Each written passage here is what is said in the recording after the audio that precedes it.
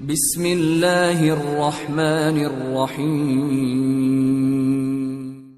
اس کے ساتھ ہی کوختائی سمیت سارے سالار مڑے اور اپنے اپنے حصے کے لشکریوں کو ویشی قبائل سے نمٹنے کے لیے جو طریقہ کار وضع کیا گیا تھا اس کی تفصیل بتانے لگے تھے۔ کوختائی کے ساتھ جب سارے سالار لشکر کے آگے آئے تب کوختائی کو کوئی خیال گزرا، وہ چونکا، یکدم بایان کی طرف دیکھا اور کہنے لگا، بایان میرے بھائی، قبلائی خان کے جو قاصد تھوڑی دیر پہلے یہاں سے گئے ہیں انہیں واپس بلاؤ، تیز رفتار سوار ان کی طرف روانہ کرو، انہیں کہو فی الفور میرے پاس آئیں، میں ان سے ایک اور کام لینا چاہتا ہوں جسے میں بھول گیا تھا۔ تھوڑی دیر بعد جب وہ قاصد واپس آئے تو مسکراتے ہوئے انہیں کوختائی نے مخاطب کیا، میرے عزیزو، مجھ سے ایک غلطی ہوئی، تم فی الحال میرے ساتھ سفر کرو، میں تم سے کیا کام لینا چاہتا ہوں یہ میں تمہیں آگے چل کر بتاؤں گا۔ اس کے ساتھ قاصد لشکر کے ساتھ پیش قدمی کر رہے تھے۔ پورا لشکر جب ایسے مقام پر پہنچا جہاں ٹانگ کینگ کے جنگلوں کی طرف جانے کے لیے زیتون کی بندرگاہ قریب ترین پڑتی تھی، وہاں کوختائی نے لشکر کو روک دیا، پھر بایان اور دوسرے سالاروں کی طرف دیکھتے ہوئے کہنے لگا، میرے عزیزو، تم جانتے ہو ہمارے لشکر میں کافی عورتیں اور لشکریوں کے بال بچے شامل ہیں۔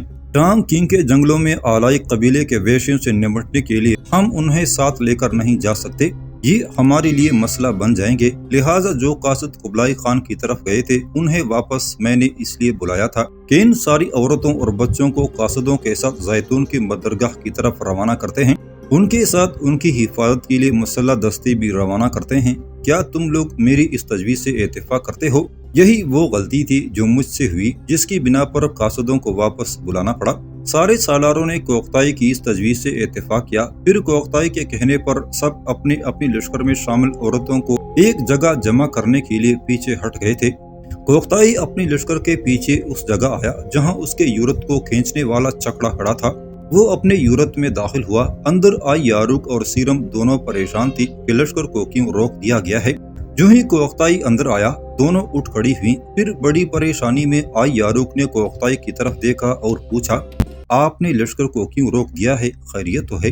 اس پر کوختائی بڑے پیارے انداز میں دونوں کی طرف دیکھتا رہا، کہنے لگا، لشکر میں نے اس لیے روکا ہے کہ یہاں سے زیتون کی بندرگاہ قریب ترین ہے، وہیں قبلائی خان نے اپنے لشکر کے ساتھ پڑاؤ کیا ہوا ہے، میں نے ابھی تک تم دونوں پر یہ انکشاف نہیں کیا کہ جس وقت میں تمہیں حاصل کرنے کے لیے مشرق سے مغرب کی طرف آیا تھا تو ہماری غیر موجودگی میں قبلائی خان نے شیرامون اور کروکچی کو ٹانگ کینگ کے جنگلوں کے ویشی آلائی قبائل سے نمٹنے کے لیے بھیجا تھا، لیکن قاصد یہ بری خبر لے کر آئے ہیں کہ ان ویشیوں نے نہ صرف یہ کہ منگولوں کے سارے لشکر کا خاتمہ کر دیا ہے بلکہ شیرامون اور کروکچی کو بھی موت کے گھاٹ اتار دیا ہے۔ اب قبلائی نے فی الفور مجھے اپنے پاس بلایا ہے کہ وہ قبائل قبلائی خان پر بھی حملہ آور ہونا چاہتے ہیں، لیکن میں قبلائی خان کا رخ نہیں کر رہا بلکہ اپنے سارے لشکریوں کے ساتھ ٹانگ کینگ کے جنگلوں کا رخ کروں گا، ان کا خاتمہ کرنے کے بعد میں قبلائی خان کے پاس جاؤں گا۔ سنو آئی یاروک اور سیرم، لشکر میں تمہارے علاوہ اور بہت سی عورتیں اور بچے بھی شامل ہیں، جو قاصد قبلائی خان کی طرف سے آئے تھے انہیں میں نے روک لیا ہے، ساری عورتیں اور بچے قاصدوں کے اور محافظ دستوں کے ساتھ زیتون کی بندرگاہ کا رخ کریں گے، میں تم دونوں کو اپنے ساتھ نہیں لے جا سکتا، اس لیے کہ ان جنگلوں میں ہمیں آلائی قبیلے کے خلاف بڑی برق رفتاری سے ادھر ادھر حرکت کرتے ہوئے ان کا خاتمہ کرنا پڑے گا، لہٰذا اگر ساری عورتوں کو ساتھ رکھا جائے تو ہمارے لیے کئی مسائل اٹھ کھڑے ہوں گے۔ اس موقع پر آئی یاروک نے کچھ سوچا، پھر وہ کوختائی کی طرف دیکھتے ہوئے کہنے لگی، لیکن امیر، میں اور سیرم تو آپ کے لیے مسئلہ نہیں بنیں گے، ہم تو جنگی لباس میں آپ کے لشکر میں شامل ہو کر دشمن کے خلاف جنگ کریں گی۔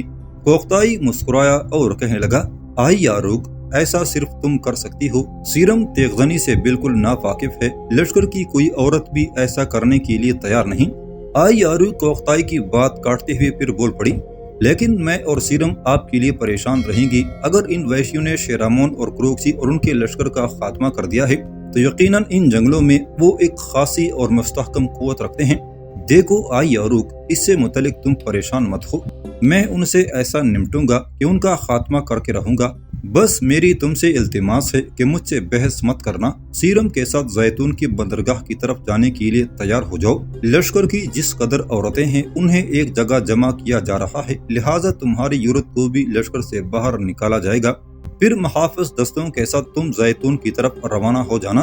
آئی یاروق نے لمحہ بھر کے لیے عجیب سے پیارے انداز میں کوختائی کی طرف دیکھا، پھر سیرم سے صلاح و مشورہ کیا۔ اس کے بعد ہار ماننے کے انداز میں کہنے لگی، ٹھیک ہے، جیسا آپ کہتے ہیں ویسا ہی ہوگا۔ کوختائی اس کا جواب سن کر خوش ہو گیا تھا۔ یورت سے وہ باہر نکلا، پھر لشکر کے اندر عورتوں کے جس قدر یورت تھے انہیں لشکر کے آگے لایا گیا اور قبلائی خان کی طرف آنے والے قاصدوں اور چند محافظ دستوں کے ساتھ انہیں زیتون کی طرف روانہ کر دیا گیا تھا۔ ان کی روانگی کے بعد کوختائی اپنے پورے لشکر کے ساتھ بڑی برق رفتاری سے ٹانگ کنگ کے جنگلوں کا رخ کر رہا تھا۔ ایک روز قبلائی خان اپنے پوتے تیمور، ماگزپا، لیو چاؤ، آچو اور کچھ دوسرے لوگوں کے ساتھ بیٹھا کسی موضوع پر گفتگو کر رہا تھا کہ جو قاصد اس نے کوختائی کی طرف بھیجے تھے وہ اس کے سامنے پیش ہوئے۔ انہیں دیکھتے ہی قبلائی خان اور اس کا پوتا تیمور چونک سے پڑے تھے۔ پھر قبلائی خان نے انہیں مخاطب کیا، میرے عزیزو، تم کیا خبر لائے ہو؟ کوختائی اس وقت کہاں ہے؟ آنے والے مخبروں نے کوختائی سے ملاقات، لشکر کی عورتوں کو ان کے ساتھ بھیجنے اور پھر زیتون کی بندرگاہ کی طرف آنے کے بجائے سیدھا ٹانگ کنگ کے جنگلوں کے وحشیوں پر حملہ آور ہونے کے لیے پیش قدمی کی تفصیل سنا ڈالی تھی۔ یہ سب کچھ سننے کے بعد سب لوگ مطمئن ہو گئے تھے۔ قبلائی خان مسکراتا رہا، پھر بڑے فخریہ سے انداز میں وہ کہہ رہا تھا، کوختائی میرے عزیز فرزند، تم یقیناً اپنوں اور اپنی لشکریوں کے لیے حروف دعا ہو۔ میرے بیٹے، مجھے امید ہے کہ تم ٹانگ کنگ کے جنگلوں کے وحشیوں سے شیرامون اور پروکچی کا انتقام ضرور لوگے اور ان کے لیے رگو پے میں تلخیاں بر دینے والا نفرت کا ثمر ثابت ہوگے۔ کوختائی، تو نے جس سمت بھی رخ کیا، اپنے پیچھے اور اپنے اطراف میں ہمارے لیے فوزمندیاں اور کامیابیاں ہی بیکھیرتا چلا گیا۔ پھر اچانک قبلائی خان چونکا اور آنے والے قاصدوں کو مخاطب کر کے کہنے لگا، یہ جو تم نے اپنے ساتھ لشکریوں کی عورتوں اور بچوں کو لانے کا ذکر کیا ہے، تو کیا اس میں کوختائی کی بیوی سیرم اور آئی یاروق بھی ہے؟ ایک قاصد نے اس بات میں گردن ہلائی، پھر کہنے لگا، خاقان، آپ کا اندازہ درست ہے، سیرم اور آئی یاروق بھی آنے والی عورتوں میں شامل ہے، اور لشکر گاہ میں جس جگہ جس کسی کا یورت کھڑا ہوتا تھا وہاں ان کے یورت کھڑے کر دیے گئے ہیں۔ امیر کوختائی کے یورت میں اس وقت سیرم اور آئی یاروق ہیں۔ امیر کے دونوں محافظ صدر الدین اور جلال الدین ان کی حفاظت پر مامور ہیں۔ امیر نے جو محافظ دستے عورتوں اور بچوں کی حفاظت کے لیے اس طرف روانہ کیے تھے وہ جلال الدین اور صدر الدین ہی کی سرکردگی میں آئے ہیں۔ اس موقع پر قبلائی خان کچھ کہنا چاہتا تھا کہ ماگزپا آگے بڑھا۔ تھوڑی دیر تک وہ قبلائی خان کے ساتھ کسر پسر کرتا رہا، پھر قبلائی خان اٹھ کھڑا ہوا۔ اس کی طرف دیکھتے ہوئے باقی لوگ بھی اٹھ کھڑے ہوئے تھے۔ پھر قبلائی خان قاصدوں سے کہنے لگا، میرے ساتھ آؤ، مجھے کوختائی کے یورت تک لے چلو۔ قاصد اس کے ساتھ ہو لیے تھے۔ جب وہ کوختائی کے یورت کے قریب پہنچے تو انہوں نے دیکھا وہاں صدر الدین، جلال الدین کے علاوہ سیرم کا بھائی توماس بھی کھڑا تھا۔ قبلائی خان ابھی یورت سے ذرا فاصلے پر ہی تھا کہ صدر الدین یورت کے دروازے پر آیا اور دھیمے سے لہجے میں کہنے لگا، سیرم اور آئی یاروق، میری دونوں بہنوں، قبلائی خان تم دونوں سے ملنے کے لیے آ رہا ہے۔ ان الفاظ کے ساتھ ہی آئی یاروق اور سیرم دونوں اپنے یورت سے باہر نکل آئی تھی۔ اتنی دیر تک قبلائی خان اور دوسرے لوگ بھی وہاں پہنچ گئے تھے۔ تھوڑی دیر تک بڑے پیار بھرے انداز میں قبلائی خان دونوں کو دیکھتا رہا، پھر آگے بڑھ کر اس نے شفقت بھرا ہاتھ پہلے آئی یاروق پھر سیرم پر رکھا، پھر آئی یاروق کو مخاطب کر کے وہ کہنے لگا، آئی یاروق میری عزیز بیٹی، میں تجھے اپنے ہاں آنے پر خوش آمدید کہتا ہوں۔ میری بیٹی، تو اب کوختائی کی بیوی ہے اور کوختائی مجھے جان سے بھی عزیز ہے۔ میرے ہاں تیری حیثیت ایک انتہائی معزز اور ایک انتہا درجے کی باوقار لڑکی کی سی ہوگی۔ قبلائی خان تھوڑی دیر کے لیے رکا، پھر تیمور آگے بڑھا اور کہنے لگا، میں خاقان کا پوتا تیمور ہوں۔ میری بہن، میں تمہیں اپنے دادا کی طرح اپنے ہاں خوش آمدید کہتا ہوں۔ میری بہن، تیری یہ خوش قسمتی ہے کہ تو میرے بھائی کوختائی کی بیوی۔ تیمور کو رک جانا پڑا اس لیے کہ آچو بول پڑا، آئی یاروق میری بہن، یہ مت خیال کرنا کہ تو اجنبی سرزمینوں کی طرف آئی ہے۔ اب یہی تمہارا وطن اور یہی تمہارا دیس ہے، یہاں تمہارے انگنت بھائی ہیں۔ اپنے ذہن میں یہ بات بھی بٹا کر رکھنا کہ یہاں کسی نے اگر تمہاری طرف میلی آنکھ سے بھی دیکھنے کی کوشش کی تو قسم نیلے جاویدانی آسمان کی، تمہارے انگنت بھائی ایسے لوگوں کو بصارت سے محروم کر کے رکھ دیں گے۔ آئی یاروق مسکراتی رہی۔ جب آچو خاموش ہوا تو کہنے لگی، میں آپ سب لوگوں کی انتہا درجے کی شکر گزار ہوں۔ مجھے فخر ہے کہ میں آپ جیسے بھائیوں میں آئی ہوں۔ اس بار قبلائی خان نے سیرم کی طرف دیکھتے ہوئے کہنا شروع کیا، سیرم میری بیٹی، میں جانتا ہوں تو ماگزپا سے ناراض ہے، لیکن ماگزپا اپنے کیے پر نادم ہے۔ وہ مجھ سے کہہ رہا تھا کہ میں سیرم سے کہوں کہ تم اس سے راضی ہو جاؤ۔ دیکھو بیٹی، وہ تم سے معافی مانگنے کے لیے تیار ہے، جو غلطیاں اس سے ہوئی اس پر وہ نادم بھی ہے۔ قبلائی خان رکا، پھر وہ دوبارہ کہہ رہا تھا، میں تم پر یہ بھی انکشاف کروں کہ تمہاری غیر موجودگی میں تمہارا بھائی توماس ماگس پاس ہی راضی ہو چکا ہے، اب وہ ماگس پا کے پاس ہی رہتا ہے۔ اس پر سیرم کے لبوں پر ہلکی سی مسکراہٹ نمودار ہوئی، پھر کہنے لگی، میں نے بھی لاما کو معاف کیا، مجھے ان سے کوئی شکوہ اور گلہ نہیں ہے۔ جو کچھ انہوں نے کیا ہو سکتا ہے میری بلائی کے لیے انہوں نے سوچا ہو، لیکن خداوند قدوس نے میری بلائی کسی اور منزل پر لکھی تھی جس پر اب میں پہنچ چکی ہوں۔ خاقان، اپنے شوہر کو اقتائی کے بعد اب مجھے کسی شے کی ضرورت نہیں ہے۔ ماگس پا آگے بڑھا، سیرم کو اپنے ساتھ لپٹا لیا، کئی بار اس کا سر چوما اور کہنے لگا، بیٹی، میں تیرا شکر گزار ہوں کہ تو نے میری غلطیوں اور میری کوتاہیوں کو نظر انداز کر دیا ہے۔ جب ماگس پا پیچھے ہٹا تب قبلائی خان نے آئی یاروک اور سیرم کو مخاطب کیا، تمہارے ساتھ بعد میں میری بچیوں تفصیل سے بات ہوگی، اس وقت لگاتار سفر کرتے ہوئے تکی ہوئی ہوں گی، اپنے یورت میں آرام کرو۔ صدر الدین اور جلال الدین یہاں تمہاری ہر ضرورت کا خیال رکھیں گے، اب جاؤ اپنے یورت میں آرام کرو۔ آئی یاروک اور سیرم پہلی کی طرح اپنے یورت کے اندر چلی گئی تھی۔ ان کے جانے کے بعد قبلائی نے اپنے سامنے کھڑے صدر الدین اور جلال الدین کو مخاطب کیا، صدر الدین اور جلال الدین، آئی یاروک ابھی ان سرزمینوں میں اجنبی ہے، اسے ہم سے کوئی شکوہ کوئی گلہ نہیں ہونا چاہیے، جو بات وہ منہ سے نکالے وہ پوری ہونی چاہیے، جو چیز وہ مانگے فی الفور اسے ملنی چاہیے۔ صدر الدین اور جلال الدین نے مسکراتے ہوئے گردنوں کو خم کر دیا تھا۔ اس کے بعد قبلائی خان اپنے ساتھیوں کے ساتھ چلا گیا تھا۔ کوختائی اپنے لشکر کے ساتھ ٹانگ کنگ کے جنگلوں میں داخل ہوا۔ لشکر کی ترتیب اور نظم و نسق وہی تھا جو اس نے اپنے سالاروں کو سمجھا دیا تھا۔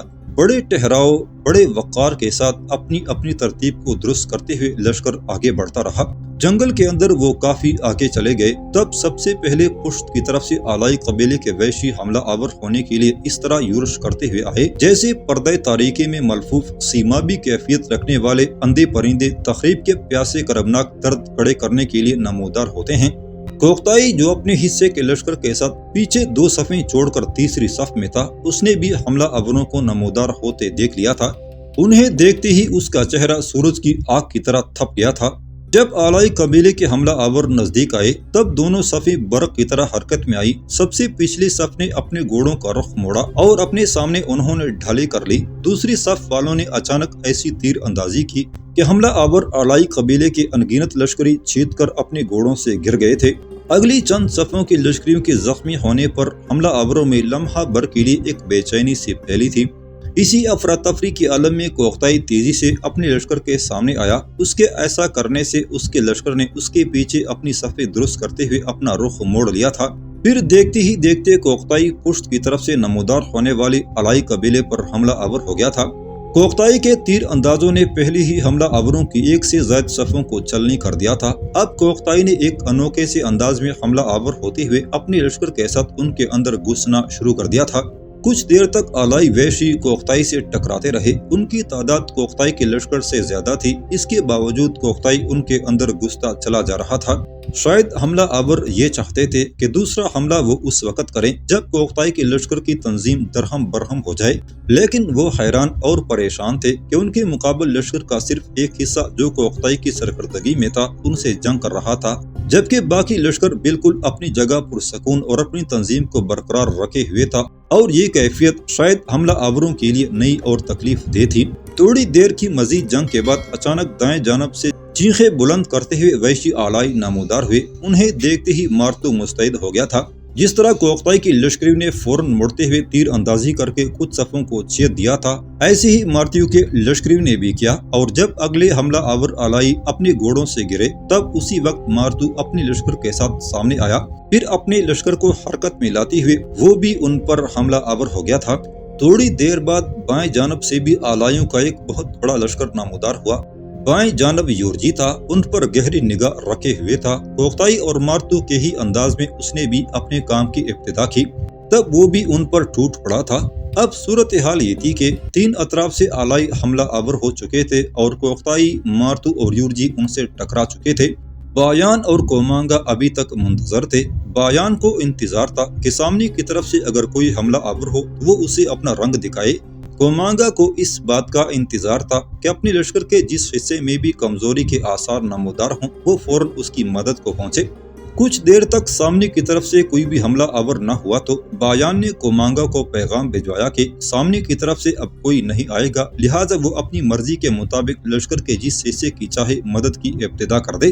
یہ پیغام ملتے ہی کومانگا اپنے حصے کے لشکر کے ساتھ حرکت میں آیا، مڑا اور جو وحشی آلائی کوختائی سے ٹکرا رہے تھے ان پر ٹوٹ پڑا تھا۔ کومانگا کے بعد بایان نے بھی اپنے کام کی ابتدا کی، دائیں جانب مڑا، جو آلائی عمارتوں سے ٹکرا رہے تھے وہ ان پر ٹوٹ پڑا تھا۔ حملہ آوروں نے جب دیکھا کہ ان کا حربہ قبلائی خان کے لشکریوں کے مقابلے میں ناکام رہا ہے تب وہ سارے حصے یکجا ہو گئے، پھر پوری طاقت سے حملہ آور ہوئے۔ دوسری جانب کوختائی اور بایان نے بھی اپنے لشکر کو متحد کر لیا تھا اور جوش و خروش سے حملہ آور ہونے لگے تھے۔ یوں متحد ہونے کے بعد وحشی آلائیوں کا قتل عام شروع ہوا تو وہ باگ کھڑے ہوئے۔ کوختائی ان کے پیچھے لگ گیا تھا، اپنے آگے آگے بھاگتے ہوئے بلند آواز میں انہیں مخاطب کرتے ہوئے کہہ رہا تھا، آگ سے کھیلنے اور خون سے نہانے والوں، لومڑی کی طرح بھاگ کر تم اپنا آپ بچا نہ سکو گے۔ اب صورتحال یہ تھی کہ سنسان جنگلوں میں کوختائی آلائی قبائل کا تعاقب کرنے لگا تھا۔ آلائی سمجھ گئے تھے کہ قبلائی خان کا جو لشکر جنگل میں داخل ہوا ہے اس سے ٹکرانا، اسے پسپا کرنا آسان نہیں، لہٰذا وہ اپنی جانیں بچانے کے لیے اپنی بستیوں کی طرف بھاگ گئے۔ کوختائی بایان ان کا قتل عام کرتے کرتے ان کے پیچھے پیچھے تھے، ان کے کچھ لشکری پیچھے سے تیر برساتے ہوئے ان کا تعاقب کر رہے تھے۔ اس طرح بڑی تیزی سے بھاگتے ہوئے آلائیوں کی تعداد کم ہونے لگی تھی، یہاں تک کہ ان کی بستیوں تک پہنچتے پہنچتے تقریباً ان کا خاتمہ ہو چکا تھا۔ پھر کوختائی اور بایان ان کی بستیوں پر بھی حملہ آور ہوئے۔ بستیوں میں جو آلائی تھے لمحوں کے اندر ان کا قتل عام کر دیا گیا اور بستیوں کو آگ لگا دی گئی۔ اس طرح کوختائی اور بایان دونوں نے بے پناہ شجاعت اور جرأت مندی کا مظاہرہ کرتے ہوئے ٹانگ کنگ کے جنگلوں کے ان وحشیوں کا خاتمہ کر دیا تھا۔ ان کا خاتمہ کرنے کے بعد کوختائی اور بایان نے صرف 2 روز تک ان جنگلوں کے اندر قیام کیا۔ اب وہاں کوئی آلائی نہ تھا جو ان پر حملہ آور ہوتا۔ اپنے زخمیوں کی انہوں نے دیکھ بھال کی، ان وحشیوں کی بستیوں سے جو سامان ہاتھ لگا تھا باربرداری کے جانوروں پر لادنے کے لیے ان کے گٹھے باندھ دیے گئے تھے۔ پھر 2 روز بعد کوختائی اور بایان اپنے لشکر کے ساتھ ٹانگ کنگ کے جنگلوں سے نکل کر زیتون کی طرف روانہ ہوئے۔ جب وہ بندرگاہ پہنچے تو ان کے وہاں پہنچنے سے پہلے آلائی قبائل کے خلاف ان کی کامیابیوں کی خبریں پہنچ چکی تھی، لہٰذا قبلائی خان، آچو اور دیگر سالاروں نے ان کا شاندار استقبال کیا۔ چند روز تک متحدہ لشکر نے زیتون کی بندرگاہ پر قیام کیا۔ اس کے بعد قبلائی خان اور کوختائی حرکت میں آئے، اپنے لشکروں کے ساتھ فتح اور فوزمندی کے گیت گاتے ہوئے وہ شمال میں اپنے نئے آباد کیے جانے والے شہر خانِ بالیغ کا رخ کر رہے تھے۔ ختم شد۔